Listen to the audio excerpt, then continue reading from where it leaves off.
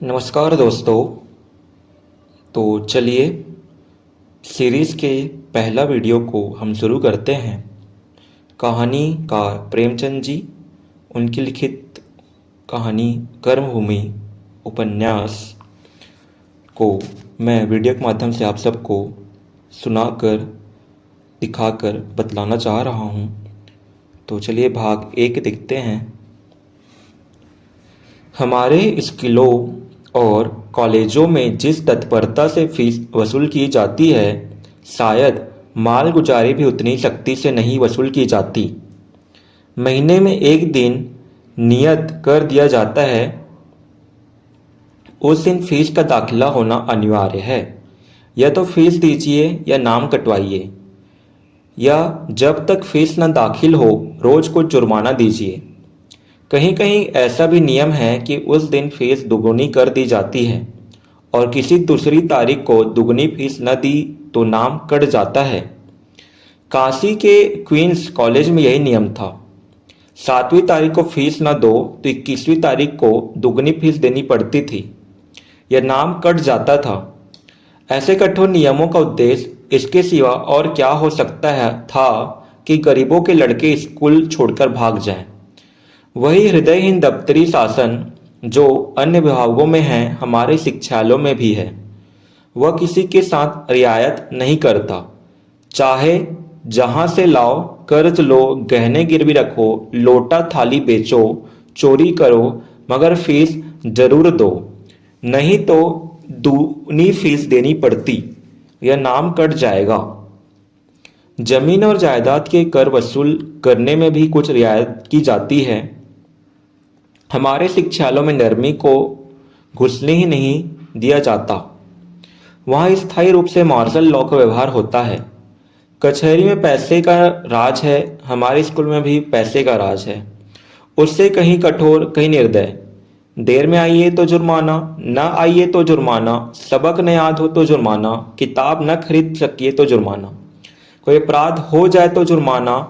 शिक्षालय क्या है, जुर्मानालय है। यही हमारी पश्चिमी शिक्षा का आदर्श है, जिसकी तारीफों के पुल बांधे जाते हैं। यदि ऐसी शिक्षालयों से पैसे पर जान देने वाले, पैसे के लिए गरीबों का गला काटने वाले, पैसे के लिए अपनी आत्मा बेच देने वाले छात्र निकलते हैं तो आश्चर्य क्या है। आज वही वसूली की तारीख है। अध्यापकों की मेजों पर रुपयों के ढेर लगे हैं। चारों तरफ खनाखन की आवाजें आ रही हैं। सराफे में भी रुपए की ऐसी झनकार कम सुनाई देती है। हर एक मास्टर तहसील का चपरासी बना बैठा हुआ है। जिस लड़के का नाम पुकारा जाता है वह अध्यापक के सामने आता है, फीस देता है और अपनी जगह पर आ बैठता है। मार्च का महीना है। इसी महीने में अप्रैल, मई और जून की फीस भी वसूल की जा रही है। इम्तिहान की फीस भी ली जा रही है। 10वें दर्जे में तो एक एक लड़के को 40 रुपए देने पड़ रहे हैं। अध्यापक ने 20वें लड़के का नाम पुकारा, अमरकांत। अमरकांत गैर हाजिर था। अध्यापक ने पूछा, क्या अमरकांत नहीं आया? एक लड़के ने कहा, आए तो थे, शायद बाहर चले गए हों। क्या फीस नहीं लाया है? किसी लड़के ने जवाब नहीं दिया। अध्यापक की मुद्रा पर खेद की रेखा झलक पड़ी। अमरकांत अच्छे लड़कों में था। बोले, शायद फीस लाने गया होगा। इस घंटे में ना आया तो दूनी फीस देनी पड़ेगी। मेरा क्या अखित्यार है? दूसरा लड़का चले। गोवर्धन दास सहसा एक लड़के ने पूछा, अगर आपकी इज्जत हो तो मैं बाहर जाकर देखूं। अगर आपकी इजाजत हो तो मैं बाहर जाकर देखूं। अध्यापक ने मुस्कुराकर कहा, घर की याद आई होगी। खैर जाओ, मगर 10 मिनट के अंदर आ जाना। लड़कों को बुला बुला कर फीस लेना मेरा काम नहीं है। लड़के ने नम्रता से कहा, अभी आता हूं। कसम ले लीजिए जो हाथे के बाहर जाऊं। यह इस कक्ष के संपन्न लड़कों में था। बड़ा खिलाड़ी, बड़ा बैठकबाज हाजिरी देकर गायब हो जाता तो शाम की खबर लाता। हर महीने फीस की दूनी रकम जुर्माना दिया करता था। गोरे रंग का लंबा छरहरा शौकीन युवक था जिसके प्राण खेल में बसते थे। नाम था मोहम्मद सलीम। सलीम और अमरकांत दोनों पास पास बैठते थे। सलीम को हिसाब लगाने या तजुर्मा करने में अमरकांत से विशेष सहायता मिलती थी। उसकी कॉपी से नकल कर लिया करता था। इससे दोनों में दोस्ती हो गई थी। सलीम कवि था, अमरकांत उसकी गजलें बड़े चाव से सुनता था। मैत्री का यह एक और कारण था। सलीम ने बाहर जाकर इधर उधर निगाह दौड़ाई। अमरकांत का कहीं पता न था। जरा और आगे बढ़े तो देखा वह एक वृक्ष की आड़ में खड़ा है।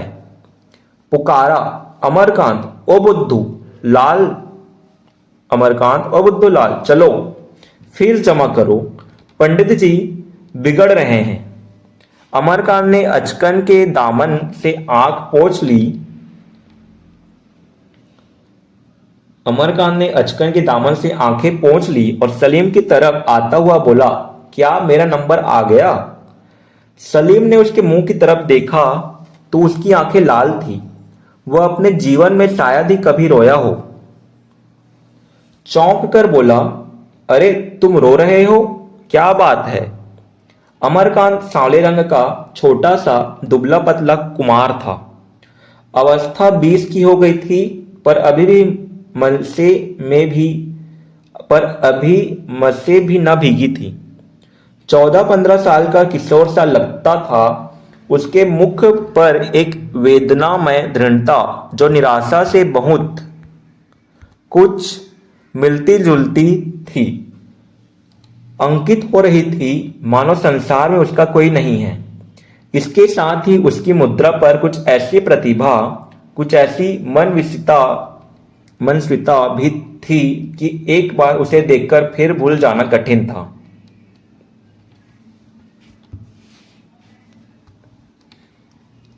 उसने मुस्कुराकर कहा, कुछ नहीं जी, रोता कौन है? आप रोते हैं, और कौन रोता है? सच बताओ क्या हुआ? अमरकांत की आंखें फिर भर आई। लाख यत्न करने पर भी आंसू न रुक सके। सलीम समझ गया। उसका हाथ पकड़कर बोला, क्या फीस के लिए रो रहे हो? भले आदमी, मुझसे क्यों ना कह दिया? तुम मुझे भी गैर समझते हो? कसम खुदा की, बड़े नालायक आदमी हो तुम। ऐसे आदमी को गोली मार देनी चाहिए। दोस्तों से भी यह गैरियत। चलो क्लास में, मैं फीस दिए देता हूं। जरा सी बात के लिए घंटे भर से रो रहे हो। वह तो कहो मैं आ गया, नहीं तो आज जनाब का नाम ही कट गया होता। अमरकांत को तसल्ली तो हुई पर अनुग्रह के बोझ से उसकी गर्दन दब गई। बोला, क्या पंडित जी आज मान जाएंगे? सलीम ने खड़े होकर कहा, पंडित जी के बस की बात थोड़ी ही है, यही सरकारी कायदा है। मगर हो तुम बड़े शैतान। वह तो खैरियत हो गई, मैं रुपए लेते आया था, नहीं खूब इम्तिहान देते। देखो आज एक ताजा गजल कही है, पीठ सहला देना। आपको मेरी का याद आई, खैर है आज यह क्या याद आई। आपको मेरी का याद आई, खैर है आज यह क्या याद आई।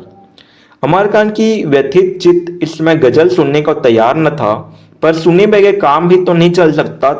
बोला, नाजुक चीज है, खूब कहा है, मैं तुम्हारी जबान की सफाई पर जान देता हूं। सलीम यही तो खास बात है। भाई साहब, लफ्जों की झंकार का नाम गजल नहीं है। दूसरा शेर सुनो। फिर मेरे सीने में एक हुक उठी, फिर मुझे तेरी अदा याद आई। अमरकांत ने फिर तारीफ की, लाजवाब चीज है, कैसे तुम्हें ऐसे शेर सूझ जाते हैं? सलीम हंसा, उसी तरह जैसे तुम्हें हिसाब और मजमून सूझ जाते हैं, जैसे एसोसिएशन में स्पीच दे लेते हो। आओ पान खाते चलें। दोनों दोस्तों ने पान खाए और स्कूल की तरफ चले। अमरकांत ने कहा, पंडित जी बड़ी डांट बताएंगे। फीस ही तो लेंगे, और जो पूछे अब तक कहाँ थे, कह देना फीस लाना भूल गया था। मुझसे ना कहते बनेगा, मैं साफ साफ कह दूंगा तो तुम पीटोगे भी मेरे हाथ से। संध्या समय जब छुट्टी हुई और दोनों मित्र घर चले, अमरकांत ने कहा, तुमने आज मुझ पर जो एहसान किया है। सलीम ने उसके मुंह पर हाथ रखकर कहा, बस खबरदार, जो मुंह से एक आवाज भी निकाली, कभी भूलकर भी इसका जिक्र न करना। आज जलसे में आओगे? मजमून क्या है, मुझे तो याद नहीं। अजी वही पश्चिम सभ्यता है। तो मुझे 2-4 पॉइंट बता दो, नहीं तो मैं वहां कहूंगा क्या। बताना क्या है? पश्चिम सभ्यता की बुराइयां हम सब जानते ही हैं, वही बयान कर देना। तुम जानते होगे, मुझे तो एक भी नहीं मालूम। एक तो यह तालीम ही है, जहां देखो वही दुकानदारी, अदालत की दुकान, इल्म की दुकान, सेहत की दुकान। इस एक पॉइंट पर बहुत कुछ कहा जा सकता है। अच्छी बात है, आऊंगा। अमरकांत के पिता लाला समरकांत बड़े उद्योगी पुरुष थे। उनके पिता केवल एक झोपड़ी छोड़कर मरे थे, मगर समरकांत ने अपनी बाहुबल से लाखों की संपत्ति जमा कर ली थी। पहले उनकी एक छोटी सी हल्दी की आढ़त थी। हल्दी से गुड़ और चावल की बारी आई। 3 बरस तक लगातार उनके व्यापार का क्षेत्र बढ़ता ही गया। अब आड़तें बंद कर दी थीं, केवल लेन देन करते थे। जिसे कोई महाजन रुपए न दे, उसे वह बेख टके दे देते और वसूल भी कर लेते। उन्हें आश्चर्य होता था कि किसी के रुपए मारे कैसे जाते हैं। ऐसा मेहनती आदमी भी कम होगा। घड़ी रात रहे गंगा स्नान करने चले जाते और सूर्योदय के पहले विश्वनाथ जी के दर्शन करके दुकान पर पहुंच जाते। वहां मुनीम को जरूरी काम समझाकर तगादे पर निकल जाते और तीसरे पहर लौटते। भोजन करके फिर दुकान आ जाते और आधी रात तक डटे रहते। थे भी भीम काय। भोजन तो एक ही बार करते थे, पर खूब डटकर। 200-250 मुकद्दर के हाथ अभी तक फिरते थे। अमरकांत की माता का उसके बचपन में ही देहांत हो गया था। समरकांत ने मित्रों के कहने सुनने से दूसरा विवाह कर लिया था। उस 7 साल के बालक ने नई मां का बड़ा प्रेम से स्वागत किया, लेकिन उसे जल्द मालूम हो गया था कि उसकी नई माता उसकी जिद और शरारतों को उस क्षमा दृष्टि से नहीं देखती थी जैसे उसकी मां देखती थी। वह अपनी मां का अकेला लाडला लड़का था, बड़ा जिद्दी, बड़ा नटखट, जो बात मुंह से निकल जाती उसे पूरा करके ही छोड़ता। नई माता जी बात बात पर डांटती थी, यहां तक कि उसे माता से द्वेष हो गया। जिस बात को वह मना करती, उसे वह अदबदाकर करता। पिता से भी ढीठ हो गया। पिता और पुत्र में स्नेह का बंधन न रहा। लाला जी जो काम करते, बेटे को उससे अरुचि होती। वह मलाई के प्रेमी न थे, बेटे को मलाई से अरुचि थी। वह पूजा पाठ बहुत करते थे, लड़का इसे ढोंग समझता था। वह पहले सिरे के लोभी थे, लड़का पैसे को ठिकरा समझता था। मगर कभी कभी बुराई से भलाई पैदा हो जाती है। पुत्र सामान्य रीति से पिता का अनुगामी होता है। महाजन का बेटा महाजन, पंडित का पंडित, वकील का वकील, किसान का किसान और मगर किसान का किसान होता है। मगर यहाँ इस देश ने महाजन के पुत्र को महाजन का शत्रु बना दिया। जिस बात का पिता ने विरोध किया वह पुत्र के लिए मान्य हो गई और जिसको सराहा वह त्याज्य। महाजनी के हथकंडे और षड्यंत्र उसके सामने रोज ही रचे जाते थे। उसे इस व्यापार से घृणा होती थी। इसे चाहे वह पूर्व संस्कार कह लो, पर हम तो ये कहेंगे कि अमरकांत के चरित्र का निर्माण पिता द्वेष के हाथों हुआ। खैरियत यह हुई कि उसके कोई सौतेले भाई न हुआ, नहीं शायद वह घर से निकल गया होता। समरकांत अपनी संपत्ति को पुत्र से ज्यादा मूल्यवान समझते थे। पुत्र के लिए तो संपत्ति की कोई जरूरत न थी, पर संपत्ति के लिए पुत्र की जरूरत थी। विमाता की तो इच्छा यही थी कि उसे वनवास देकर अपनी चहती नैना के लिए रास्ता साफ कर दें, पर समरकांत इस विषय में निश्चल रहे।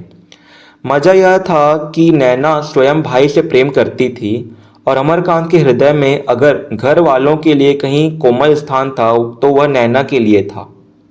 नैना की सूरत भाई से इतनी मिलती जुलती थी जैसे सगी बहन हो। इस अनुरूपता ने उसे अमरकांत के और भी समीप कर दिया था। माता पिता के इस दुर्व्यवहार को वह इस स्नेह के नशे में भुला दिया करता था। घर में कोई बालक न था और नैना के लिए किसी साथी का होना अनिवार्य था। माता चाहती थी नैना भाई से दूर दूर रहे। वह अमरकांत को इस योग्य न समझती थी कि वह उनकी बेटी के साथ खेले। नैना की बाल प्रकृति इस कूटनीति के झुकाए न झुकी। भाई बहन में इसने यहाँ तक बढ़ा कि अंत में विमातृत्व ने मातृत्व को भी परास्त कर दिया। विमाता ने नैना को भी आंखों से गिरा दिया और पुत्र की कामना के लिए संसार से विदा हो गई।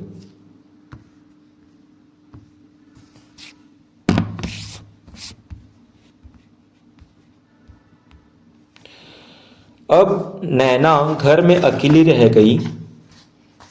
समरकांत बाल विवाह की बुराइयां समझते थे, अपना विवाह भी न कर सके। वृद्ध विवाह की बुराइयां भी समझते थे।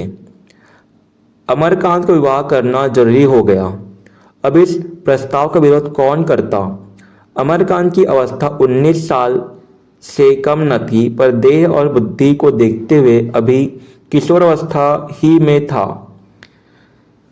देह का दुर्बल, बुद्धि का मंद। पौधे को कभी मुक्त प्रकाश न मिला, कैसे बढ़ता, कैसे फैलता। बढ़ने और फैलने के दिन कुसंगति और असंयम में निकल गए। 10 साल पढ़ते हो गए थे और अभी ज्यों त्यों 8वें में पहुंचा था। किंतु विवाह के लिए यह बातें नहीं देखी जाती। देखा जाता है धन, विशेषकर उस बिरादरी में जिसका उम्र ही व्यवसाय हो। लखनऊ के एक धनी परिवार से बातचीत चल पड़ी। समरकांत की तो लार टपक पड़ी। कन्या के घर में विधवा माता के सिवा निकट का कोई संबंधी न था और धन की कहीं था नहीं। ऐसी कन्या बड़े भागों से मिलती है। उसकी माता ने बेटे को साथ बेटी से पूरी की थी। त्याग की जगह भोग, शील की जगह तेज, कोमल की जगह त्रियु का संस्कार किया था। सिकुड़ने और सिमटने का उसे अभ्यास न था और वह युवक प्रकृति की युवती ब्याही गई युवती प्रकृति की युवक से जिसमें पुरुषार्थ का कोई गुण नहीं। अगर दोनों के कपड़े बदल दिए जाते तो एक दूसरे के स्थानापन्न हो जाते। दबा हुआ पुरुषार्थ ही स्त्रीत्व है। विवाह हुए 2 साल हो चुके थे, पर दोनों में कोई सामंजस्य न था।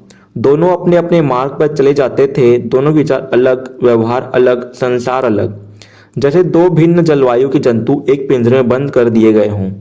हाँ, तभी अमरकांत के जीवन में संयम और प्रयास की लगन पैदा हो गई थी।